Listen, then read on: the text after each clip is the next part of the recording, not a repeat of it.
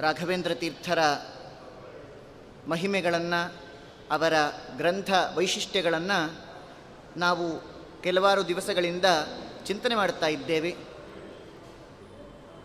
ಪಂಡಿತಾಚಾರ್ಯರು ಅಣುಮಧ್ವ ವಿಜಯದಲ್ಲಿ ಒಂದು ಮಾತನ್ನು ತಿಳಿಸ್ತಾರೆ.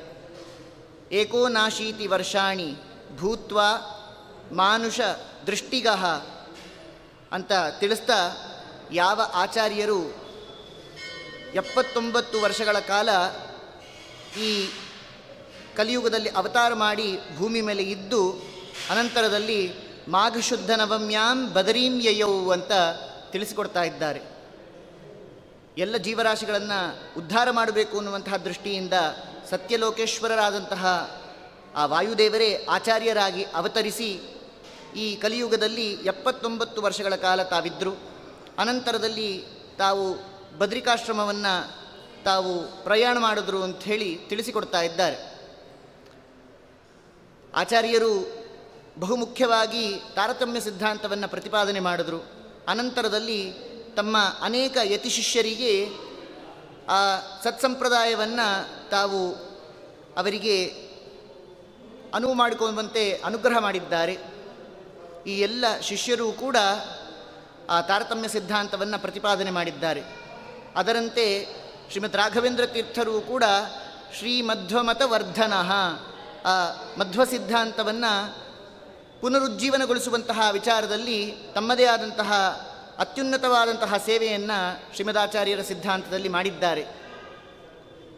ಶ್ರೀಮದಾಚಾರ್ಯರು ಯಾವ ತಾರತಮ್ಯ ಸಿದ್ಧಾಂತವನ್ನು ಪ್ರತಿಪಾದನೆ ಮಾಡಿದ್ರು ಆ ಎಲ್ಲ ತಾರತಮ್ಯ ಸಿದ್ಧಾಂತದಲ್ಲಿ ಬರುವಂತಹ ಯಾವ ಪ್ರಮೇಯ ವಿಚಾರಗಳಿದೆ ಅದನ್ನೆಲ್ಲವನ್ನೂ ಕೂಡ ತಮ್ಮ ಗ್ರಂಥದಲ್ಲಿ ರಾಯರು ಸ್ಫುಟವಾಗಿ ತಿಳಿಸಿಕೊಡ್ತಾ ಇದ್ದಾರೆ.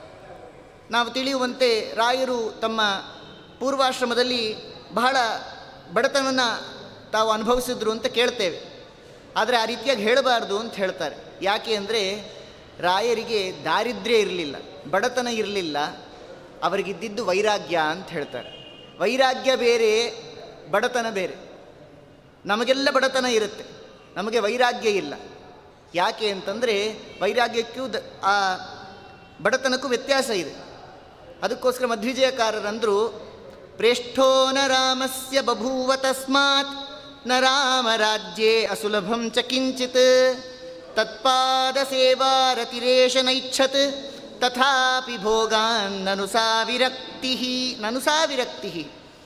ಆಚಾರ್ಯರನ್ನು ಸ್ತೋತ್ರ ಮಾಡುವಾಗ, ಹನುಮಂತ ದೇವರನ್ನು ಸ್ತೋತ್ರ ಮಾಡುವಾಗ ಪಂಡಿತಾಚಾರ್ಯರು ಹೇಳ್ತಾರೆ, ಯಾವ ರಾಮಚಂದ್ರರ ಆ ಒಂದು ಆಳ್ವಿಕೆಯಲ್ಲಿ ಹನುಮಂತ ದೇವರಿಗೆ ಎಲ್ಲವೂ ಸುಲಭವಾಗಿ ಸಿಗ್ತಾ ಇತ್ತು. ಇಂಥ ಪದಾರ್ಥಗಳು ಸುಲಭವಾಗಿ ಸಿಗ್ತಿಲ್ಲ ಅಂತ ಯಾವುದೂ ಇರಲಿಲ್ಲ. ಆದರೂ ಕೂಡ ಆ ಎಲ್ಲ ಪದಾರ್ಥಗಳು ಸಿಕ್ಕಿದ್ರೂ ಕೂಡ ಆ ಪದಾರ್ಥಗಳ ಮೇಲಿರುವಂತಹ ವ್ಯಾಮೋಹವನ್ನು ಪರಿತ್ಯಾಗ ಮಾಡಿದ್ರು. ಇದನ್ನು ವಿರಕ್ತಿ, ವೈರಾಗ್ಯ ಅಂತ ಕರಿಬೇಕು ಅಂತ ಹೇಳಿ ಮಧ್ವಿಜಯಕಾರರು ಹೇಳ್ತಾರೆ. ಪದಾರ್ಥವನ್ನೇ ಬಿಟ್ಟು ಬಿಡ್ತೇವೆ ನಾವು, ಪದಾರ್ಥಗಳನ್ನು ಬಿಡ್ರಿ ಅಂತ ಶಾಸ್ತ್ರ ಉಲ್ಲೇಖ ಮಾಡ್ತಾ ಇಲ್ಲ. ಪದಾರ್ಥದ ಮೇಲಿನ ವ್ಯಾಮೋಹವನ್ನು ಪರಿತ್ಯಾಗ ಮಾಡಿರಿ ಅಂತ ಹೇಳ್ತಾ ಇದ್ದಾರೆ. ಆದ್ದರಿಂದ ಹನುಮಂತ ದೇವರು ಅಷ್ಟೇ, ಎಲ್ಲ ಇತ್ತವರಿಗೆ, ಎಲ್ಲ ಸಕಲ ಸಂಪತ್ತಿದ್ದರೂ ಕೂಡ ಭಗವಂತನಲ್ಲಿ ಮನಸ್ಸು ಕೇಂದ್ರೀಕೃತ ಆಗಿತ್ತು. ಆದ್ದರಿಂದಾಗಿ ಅವರನ್ನು ವೈರಾಗ್ಯ ಶಿಖಾಮಣಿಗಳು ಅಂತ ಕರೀರಿ ಅಂಥೇಳಿ ಮಧ್ವ ವಿಜಯಕಾರರು ತಿಳಿಸ್ತಾ ಇದ್ದಾರೆ. ದಾಸರಾಯರಂದರು, ಉದಧೀಯ ಲಂಘಿಸಿ ಸೀತೆಯ ಕಂಡಾಗ ಮದುವೆಯ ಮಾಡೆನ್ನ ಬಾರದಿತ್ತೇ. ಉದಧೀಯ ಲಂಘಿಸಿ ಸೀತೆಯ ಕಂಡಾಗ ಮದುವೆಯ ಮಾಡೆನ್ನ ಬಾರದಿತ್ತೇ. ಪದದಿ ಪಾಷಾಣ ಪೆಣ್ಣು ಮಾಡಿದವಗೆ, ಪದದಿ ಪಾಷಾಣ ಪೆಣ್ಣು ಮಾಡಿದವಗೆ ಇದು ಏನ ಸಾಧ್ಯವೋ ನೀ ಬಯಸಲಲ್ಲದೆ. ವೈರಾಗ್ಯ ಬೇಡಿದ್ಯಲ್ಲೋ ಹನುಮರಾಯ, ಸೇವಕತನದ ರುಚಿಯೇನರಿದ್ಯೋ. ವೈರಾಗ್ಯ ಬೇಡಿದ್ಯಲ್ಲೋ ಹನುಮರಾಯ. ದಾಸರಾಯರಂದರು, ಉದಧಿಯ ಲಂಘಿಸಿ ಸೀತೆಯ ಕಂಡಾಗ, ಎಷ್ಟು ಕಷ್ಟಪಟ್ಟು 100 ಯೋಜನ ವಿಸ್ತೃತವಾದಂತಹ ಆ ಸಮುದ್ರವನ್ನು ದಾಟಿ ಸೀತಾದೇವಿಗೆ ರಾಮದೇವರು ಕೊಟ್ಟಂತಹ ಮುದ್ರಿಕೆ ಉಂಗುರವನ್ನು ಕೊಟ್ರಿ. ಹೋಗಲಿ, ರಾಮದೇವರು ಏನು ಬೇಕು ಅಂತ ಕೇಳಿದಾಗ ಒಂದು ಮದುವೆ ಮಾಡಿಕೊಳ್ಬಾರ್ದಾಗಿತ್ತ, ಮದುವೆಯ ಮಾಡಿ ಎನ್ನಬಾರದಾಗಿತ್ತೆ ಅಂತ ಕೇಳ್ತಾ ಇದ್ದಾರೆ. ಹೋಗಲಿ, ನೀವು ಕೇಳಿದ್ರೆ ರಾಮದೇವರು ಕೊಡಲ್ಲ ಅಂತ ಹೇಳ್ತಾರ. ರಾಮದೇವರಿಗೆ ಸಾಮರ್ಥ್ಯ ಇಲ್ವಾ ಅಂತ ಪ್ರಶ್ನೆ ಮಾಡಿದ್ರೆ ಯಾರು ರಾಮಚಂದ್ರ ದೇವರು? ಪದದಿ ಪಾಷಾಣ ಪೆಣ್ಣು ಮಾಡಿದವಗೆ. ಅಹಲ್ಯಾದೇವಿಗೆ ಕೇವಲ ಸ್ಪರ್ಶ ಮಾತ್ರೇಣ ಹೆಣ್ಣಾಗಿ ಮಾಡಿದಂತಹ ಸರ್ವಸಮರ್ಥನಾದಂತಹ ರಾಮಚಂದ್ರ ದೇವರಿಗೆ ನಿಮಗೊಂದು ಮದುವೆ ಮಾಡಿಸೋದು ಕಷ್ಟ ಆಗಿತ್ತ? ಅದಕ್ಕೋಸ್ಕರ ಹೇಳ್ತಾರೆ, ಇದು ಏನು ಅಸಾಧ್ಯವು ನೀ ಬಯಸಲಲ್ಲದೆ, ನೀವದನ್ನು ಅಪೇಕ್ಷೆ ಪಡಲಿಲ್ಲ, ಅದು ವೈರಾಗ್ಯ ಅಂತ ಹೇಳ್ತಾರೆ. ಹಾಗೆ ಸಾರ್ವಭೌಮನು ತಾನೇ ಮೆಚ್ಚಿದಾಗಲೇ ಪೋಗಿ ಉರುವಿಯ ಬೇಡಲು ಕೊಡದೇಹನೇ ರಾಮ. ಸಮಸ್ತವಾದಂತಹ ಭೂಮಂಡಲವನ್ನು ಕೇಳಿದರೆ ರಾಮಚಂದ್ರ ಕೊಡ್ತಾ ಇದ್ರು. ಉರ್ವಿಯ ಬೇಡಲು ಕೊಡದಿಹನೇ ರಾಮ. ಆದರೆ ನೀವು ಕೇಳಿದ್ದೇನು? ಸರ್ವವ ತೊರೆದು ಶ್ರೀ ಪುರಂದರ ವಿಠಲನ ನಿರ್ವ್ಯಾಜ್ಯ ಸೇವೆಯ ನೀ ಬಯಸಿದ್ದಲ್ಲದೆ. ಎಲ್ಲವನ್ನೂ ಬಿಟ್ಟು ನೀವೇನು ಕೇಳಿದ್ರಿ? ನಿರ್ವ್ಯಾಜಾಂ ನಿಶ್ಚಲಾಂ ಸದ್ಗುಣಗಣ ಬೃಹತೀಂ ಶಾಶ್ವತೀಂ ಆಶುದೇವ. ನಾವೇನು ಪ್ರಾರ್ಥನೆ ಮಾಡ್ತೇವೆ ವಾಯುಸ್ತುತಿಯಲ್ಲಿ? ಮಾತರಮೇ ಮಾತರಿಶ್ವನ್ ಪಿತರತುಲಗುರು ಭ್ರಾತರಿಷ್ಟಾಪ್ತ ಬಂಧೋ ಸ್ವಾಮಿನ್ ಸರ್ವಾಂತರಾತ್ಮನ್ ಅಜರ ಜರಹಿತ ಜನ್ಮ ಮೃತ್ಯಾಮಯಾನಾಮ್ ಅಂತ ಪ್ರಾರ್ಥನೆ ಮಾಡಿ ನಿರ್ವ್ಯಾಜ್ಯಾಂ ನಿಶ್ಚಲಾಂ ಸದ್ಗುಣಗಣ ಬೃಹತೀಂ ಶಾಶ್ವತೀಂ ಆಶುದೇವ, ತಕ್ಷಣಕ್ಕೆ ಕೊಡ್ರಿ ಅಂತ ಪ್ರಾರ್ಥನೆ ಮಾಡ್ತಾ ಇದ್ದಾರೆ ಪಂಡಿತಾಚಾರ್ಯ. ಅದರಂತೆ ಆ ನಿರ್ವ್ಯಾಜ್ಯವಾದಂತಹ ಯಾವ ಭಕ್ತಿ ಇದೆ ಅದನ್ನು ಮಾತ್ರ ನೀವು ರಾಮಚಂದ್ರ ದೇವರಲ್ಲಿ ಕೇಳಿದ್ರಲ್ಲ, ಅದನ್ನು ವೈರಾಗ್ಯ ಅಂತ ಕರಿಬೇಕು ಅಂತ ದಾಸರಾಯರಂದರು. ಯಾವ ಅವತಾರದಲ್ಲೇ ಆಗಲಿ ರಾಘವೇಂದ್ರ ತೀರ್ಥರು ಈ ಥರ ವೈರಾಗ್ಯ ಶಿಖಾಮಣಿಗಳಾಗಿದ್ದರು. ಅವರಿಗೆ ಬಡತನ ಇರಲಿಲ್ಲ, ಅವರಿಗೆ ದಾರಿದ್ರ್ಯ ಇರಲಿಲ್ಲ, ವೈರಾಗ್ಯ ಇತ್ತು. ನಮಗೂ ವೈರಾಗ್ಯ ಇದೆ, ನಮಗೆ ಅಭಾವ ವೈರಾಗ್ಯ ಇದೆ. ಯಾವುದು ಅಭಾವ ವೈರಾಗ್ಯ ಅಂತಂದರೆ, ನಮ್ಮ ಹತ್ರ ಪದಾರ್ಥಗಳಿರೋದಿಲ್ಲ, ಆ ಪದಾರ್ಥ ಇಲ್ಲದೆ ಇರೋದ್ರಿಂದ ಅದರ ಮೇಲೆ ವೈರಾಗ್ಯ ಬಂದಿರುತ್ತಷ್ಟೆ. ಇದು ಅಭಾವ ವೈರಾಗ್ಯ ಅಂಥೇಳಿ. ಈಗ ಗುಡಿ ಮಠಗಳಿಗೆ ನಾವು ನಡೆದುಕೊಂಡು ಹೋಗ್ತೇವೆ. ಯಾಕೆ ಅಂತಂದರೆ ವಾಹನಗಳು ಇರೋದಿಲ್ಲ, ಅದಕ್ಕೋಸ್ಕರ ನಡೆದುಕೊಂಡು ಬರ್ತೇವೆ ಅಂತಂದರೆ ಇದು ಅಭಾವ ವೈರಾಗ್ಯ ಅಂತ ಕರೀತಾರೆ. ಎಲ್ಲ ಇರಬೇಕು, ಎಲ್ಲ ಇದ್ದರೂ ಕೂಡ ಆ ಪದಾರ್ಥವನ್ನು ನಾವು ಪರಿತ್ಯಾಗ ಮಾಡಿ ವ್ಯಾಮೋಹವನ್ನು ಬಿಟ್ಟು ಯಾವಾಗ ನಾವು ಭಗವಂತನಲ್ಲಿ ಮನಸ್ಸನ್ನು ಕೇಂದ್ರೀಕರಣ ಮಾಡ್ತೇವೆ ಅದನ್ನು ವೈರಾಗ್ಯ ಅಂತ ಕರೀರಿ ಅಂತ ತಿಳಿಸಿಕೊಡ್ತಾ ಇದ್ದಾರೆ. ಆದ್ದರಿಂದ ಪ್ರಹ್ಲಾದ ರಾಜರೇ ಆಗಲಿ, ವ್ಯಾಸತೀರ್ಥರೇ ಆಗಲಿ, ರಾಘವೇಂದ್ರ ಸ್ವಾಮಿಗಳು ಎಲ್ಲರಿಗೂ ಕೂಡ ಅವರಿಗಿದ್ದಿದ್ದು ವೈರಾಗ್ಯ ಅಂತ ತಿಳಿಸ್ತಾರೆ. ಯಾರೋ ಕೇಳಿದ್ರು ರಾಘವೇಂದ್ರ ಸ್ವಾಮಿಗಳನ್ನು ಪೂರ್ವಾಶ್ರಮದಲ್ಲಿ, ಇಷ್ಟೆಲ್ಲ ವಿದ್ಯಾವಂತರು ನೀವು, ಬೇಕಾದಷ್ಟು ಸಂಗೀತ ವಿದ್ಯೆ ಬರುತ್ತೆ, ಆದ್ದರಿಂದ ಬೇಕಾದಷ್ಟು ಸಂಗೀತ ಕಚೇರಿಗಳನ್ನು ಮಾಡಿಕೊಂಡು ಜೀವನೋಪಾಯವನ್ನು ಮಾಡಬಹುದಲ್ಲ ಅಂಥೇಳಿ ಪ್ರಾರ್ಥನೆ ಮಾಡಿದ್ರು, ಕೇಳಿದ್ರು.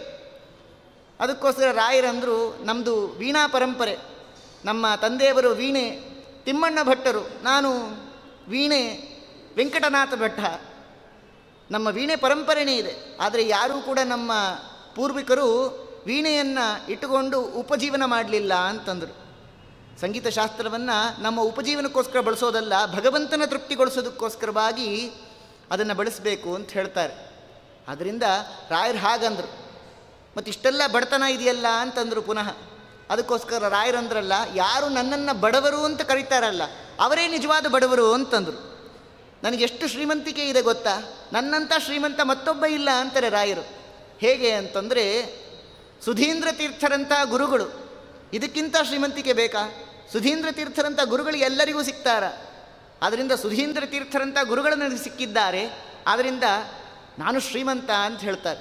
ಅಷ್ಟೇ ಅಲ್ಲ, ಶ್ರೀಮದಾಚಾರ್ಯರ ಎಲ್ಲ ಸರ್ವಮೂಲ ಗ್ರಂಥಗಳಿದೆ, ಇದಕ್ಕಿಂತ ಶ್ರೀಮಂತಿಕೆ ಬೇಕಾ ನನಗೆ? ಅಷ್ಟನ್ನು ಅಧ್ಯಯನ ಮಾಡೋದೇ ದೊಡ್ಡ ಸೌಭಾಗ್ಯ ಅಂತಾರೆ.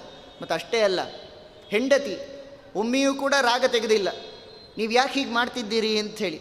ಇಂಥ ಒಳ್ಳೆಯ ಹೆಂಡತಿ ಇದ್ದಾಳೆ, ಇಷ್ಟೆಲ್ಲ ಇದೆ. ಮತ್ತು ಒಳ್ಳೆ ವೇದಾಂತ ಓದಿದಂತಹ ಮಗ, ಯಾವುದೋ ಮ್ಲೇಚ್ಛವಾದಂತಹ ಶಾಸ್ತ್ರವನ್ನು ಅಧ್ಯಯನ ಮಾಡಿದಂತಹವನಲ್ಲ. ಇಷ್ಟೆಲ್ಲ ಸೌಭಾಗ್ಯವನ್ನು ಕೊಟ್ಟಿದ್ದಾರೆ. ಸುಧೀಂದ್ರ ತೀರ್ಥರಂಥ ಗುರುಗಳಿದ್ದಾರೆ, ಆಚಾರ್ಯ ಮಧ್ವರ ಎಲ್ಲ ಸರ್ವಮೂಲ ಶಾಸ್ತ್ರ ಇದೆ, ಒಳ್ಳೆ ಅರಿತು ನಡೆಯುವಂತಹ ಸತಿ ಅನುಕೂಲ ಇದೆ, ಸುತನಲ್ಲಿ ಒಳ್ಳೆ ಗುಣ ಇದೆ, ವೇದಾಂತ ಶಾಸ್ತ್ರವನ್ನು ಅಧ್ಯಯನ ಮಾಡಿದ್ದಾನೆ, ಪರಮ ಸೌಭಾಗ್ಯ ಇರುವಾಗ ನನ್ನನ್ನು ಬಡತನ ಇದೆ, ಬಡವ ಅಂತ ಹೇಳ್ತಿರಲ್ಲ, ನೀವು ಬಡವರು ಅಂತಾರೆ. ಅದಕ್ಕೋಸ್ಕರ ದಾಸರಾಯರಂದರು, ವಿಜಯದಾಸರು, ಕೊಡುವವನು ನೀನು ಕೊಂಬುವನು ನಾನು, ಕೊಡುವವನು ನೀನು ಕೊಂಬುವನು ನಾನು, ಬಡತನದ ಮನುಜರ ಬೇಡಿ ಫಲವೇನು, ಕೊಡುವವನು ನೀನು. ಭಗವಂತ ಕೊಡುವಂಥವನು, ಇನ್ಯಾರ್ಯಾರನ್ನೂ ಬೇಡುವಂಥದ್ದಲ್ಲ.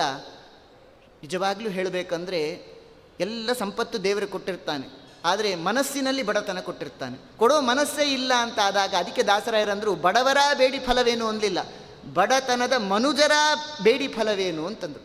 ಬಡ ಮನುಜರ ಬೇಡಿ ಫಲವೇನು, ಬಡ ಮನದ ಮನುಜರ ಬೇಡಿ ಫಲವೇನು ಅಂತ ತಿಳಿಸಿಕೊಡ್ತಾ ಇದ್ದಾರೆ. ಮನಸ್ಸಿನಲ್ಲಿ ಬಡತನ ಇದೆ, ವಾಸ್ತವಿಕವಾಗಿ ನಮಗೆ ಶ್ರೀಮಂತಿಕೆ ಭಗವಂತ ಕೊಟ್ಟೇ ಇದ್ದಾನೆ ಅಂತ ತಿಳಿಸ್ತಾ ಇದ್ದಾರೆ. ಆದ್ದರಿಂದ ವೈರಾಗ್ಯ, ಇದನ್ನು ವೈರಾಗ್ಯ ಅಂತ ಕರೀರಿ. ಭಗವಂತ ಎಲ್ಲ ಕಾಲದಲ್ಲೂ ಇದ್ದು ಅವರನ್ನು ಸಂರಕ್ಷಣೆ ಮಾಡಿದ್ದಾನೆ. 3 ಅವತಾರದಲ್ಲೂ ಕೂಡ ನಾವು ನೋಡುತ್ತೇವೆ. ಪ್ರಹ್ಲಾದರಾಜರಾಗಿದ್ದಾಗ ಎಷ್ಟು ತಂದೆ ಆ ಪ್ರಹ್ಲಾದರಾಜರನ್ನು ಪೀಡಿಸಿದರೂ ಕೂಡ ವಿಚಲಿತರಾಗಲಿಲ್ಲ. ಭಗವಂತ ರಕ್ಷಣೆ ಮಾಡ್ತಾನೆ ಎನ್ನುವಂಥದ್ರಲ್ಲಿ ದೃಢವಾದಂಥ ವಿಶ್ವಾಸ. ಅಗ್ನಿ, ಜಲ, ಪರ್ವತ ಬೇರೆ ಬೇರೆ ರೀತಿಯಲ್ಲಿ ಪೀಡೆಯನ್ನು ಕೊಡ್ತಾ ಇದ್ದಾನೆ ತಂದೆ, ಪರ್ವತದಿಂದ ನೂಕಿದ್ದಾನೆ, ಆದರೂ ಕೂಡ ತಾವು ರಕ್ಷಿತರಾಗಿದ್ದಾರೆ. ಆದರೆ ನಾವು ನೋಡ್ತೇವೆ ಕಥೆಗಳಲ್ಲಿ, ನರಕಾಸುರ ಪೂರ್ಣವಾಗಿ ಒಂದು ಕೋಟೆಯನ್ನೇ ನಿರ್ಮಾಣ ಮಾಡಿಕೊಂಡಿದ್ದಾನೆ. ಆ ಪರ್ವತಗಳ ಮಧ್ಯದಲ್ಲಿ ತನ್ನದೇ ಆದಂಥ ಒಂದು ಕೋಟೆ, ಯಾರೂ ಕೂಡ ಪ್ರವೇಶ ಮಾಡಬಾರ್ದು ಅಂಥೇಳಿ ಸುತ್ತಲೂ ಪರ್ವತಗಳ ಕೋಟೆ, ಆ ಮಧ್ಯದಲ್ಲಿ ಒಂದು ವಿಹಾರ ಸ್ಥಳ, ಅವನದೇ ಒಂದು ಮನೆಯನ್ನು ಮಾಡಿಕೊಂಡಿದ್ದಾನೆ ಅಲ್ಲಿರಲಿಕ್ಕೆ ಅಂಥೇಳಿ. ಆದರೂ ಕೂಡ ಅವನಿಗೆ ಮೃತ್ಯು ಅನ್ನೋದು ಒದಗಿ ಬಂತು. ಪರ್ವತದಿಂದ ಮೇಲೆಗೆ ನೂಕಿದ್ರೂ ಕೂಡ ಪ್ರಹ್ಲಾದರಾಜರಿಗೆ ಯಾವ ಅಪಮೃತ್ಯು ಅನ್ನೋದು ಕೂಡ ಬರಲಿಲ್ಲ. ಇದರಿಂದ ನಮಗೆ ವಿಪರ್ಯಾಸ ತಿಳಿಯುತ್ತೆ, ಎಲ್ಲಿಯ ನರಕಾಸುರ, ಎಲ್ಲಿಯ ಪ್ರಹ್ಲಾದರಾಜರು, ಎಲ್ಲಿಯ ಭಾಗವತೋತ್ತಮರು ಅಂಥೇಳಿ ತಿಳಿಯುತ್ತೆ ನಮಗೆ.